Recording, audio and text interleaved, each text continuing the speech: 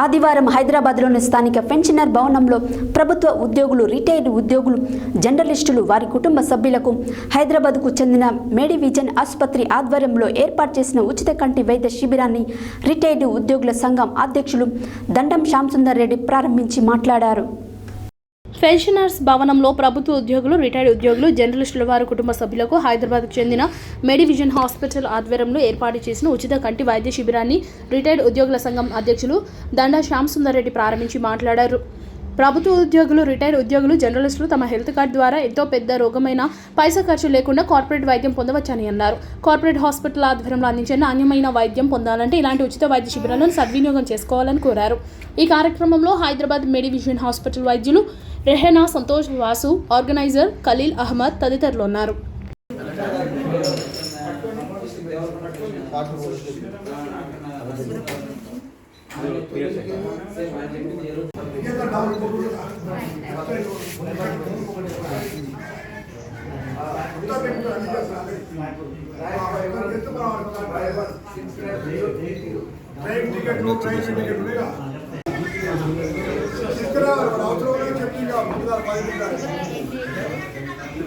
సార్కి ఇల్లు రావాలి దగ్గర ఉంది.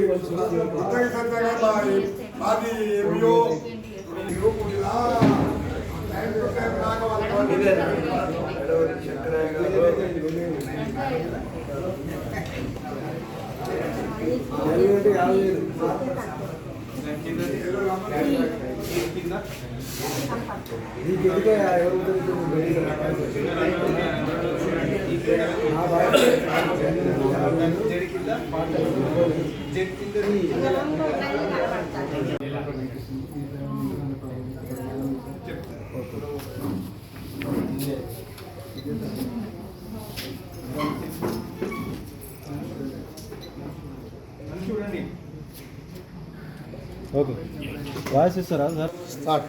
ఈరోజు విశ్రాంత ఉద్యోగ సంఘం సూర్యాపేట కార్యాలయంలో మెడివిజన్ హైదరాబాద్ వారి సౌజన్యంతో ఉచిత కంటి వైద్య శిబిరాన్ని నిర్వహించడం జరుగుతుంది.